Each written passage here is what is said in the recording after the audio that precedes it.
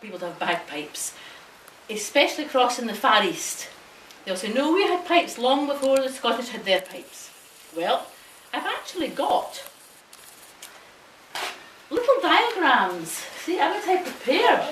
And it shows you all the different pipes. You can pass them round. All different kind of pipes. And you can see, if they've got a wee blow stick and a bag, and they call this the pipe. So as long as it's a bag and a pipe, well, they are bagpipes. So we can't say 100 BC they had all these different kind of bagpipes, and there are some, as you'll see in the thing, with great big huge bags. There are some with no drones at all. These things are called drones. There are some with multiple chanters, well, we call them pipes, and they play lots of different noises, but a lot of them are very, very high pitched. In fact, more like playing and seeing snakes coming out the ground kind of thing.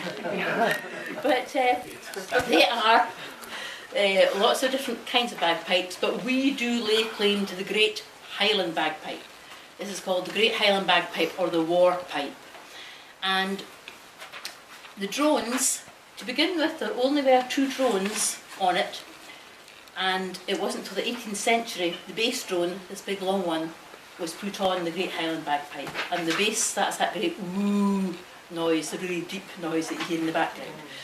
So, the Great Highland Bagpipe, and what are they made of?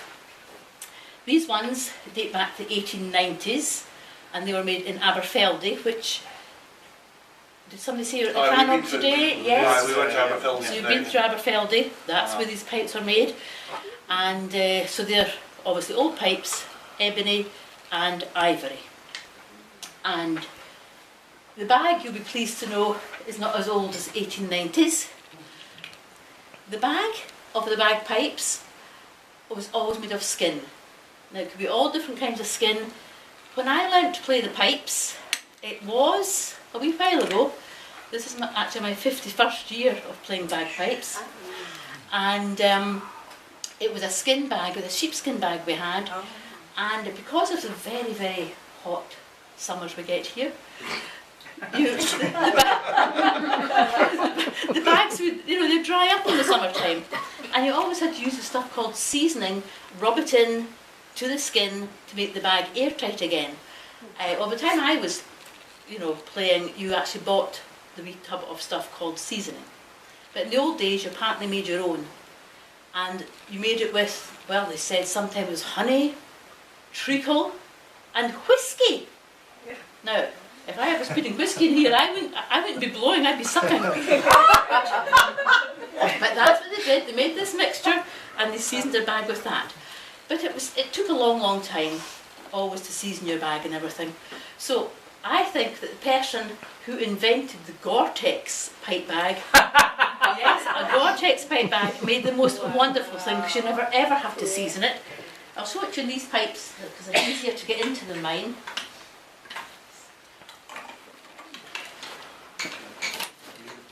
And the bag looks every bit like a suede bag.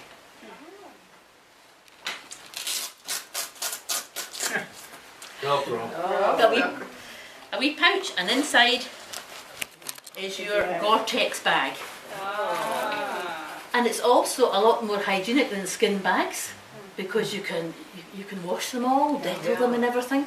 So never ever need seasons, just give it a wash with some Dettol every so often. You'll see it's got a zip to get into it, and that is because, well, with the bags being airtight, no dampness can ever get out of them. So when you're blowing, yes, all your dampness that you're blowing goes into the bag. So the reeds then would get very wet if it was all just left to go in the bag. But that's why you can get into them. We have got a very simple, there's a few different gadgets you get, but that's the most simple one. This bit here attaches inside your bag to your glow stick, and it just sits inside your bag like that, and a little bottle with a sponge in it. It collects all the moisture. So it collects all the moisture. When it gets wet, you take it out. Some people throw theirs away. but I'm a canny Scot, so I wash mine and put it on the line to dry. So that's what keeps the moisture. So it keeps the pipes nice and dry. So, but the actual real hardened traditional piper, they have gone back to the skin bags because they are playing for hours on end, and they say you actually can't get, you know, the wee bottles don't take up, the moisture still gets onto the reeds and the reeds will stop. So, but no, I'm happy with my Gore-Tex one. I'll stick to my Gore-Tex one. So that is the bagpipes. This, as I said, was called the chanter. In here is a double-sided cane reed, so the vibration makes it work. And inside here you have got drone reeds, 2 tenor, which are just like that, take up a wee bit, not too much air, and 1 bass. Okay, so that's your tenor, and the bass. There's a lot. If I can get it open. So that's your nice low bass. So, another wee tune. Now you've got to tune your bagpipes. Okay, you've got to tune them into your chanter. To tune them, all you do is slide the drones up and down till you get it to tune. I'll put it out of tune. Oh gosh. And I'll just play a couple of bars, maybe all you can stand. And then I'll see if you can hear that they're out of tune. I did this one night and I said, "Do you notice a difference?" And they said, "No."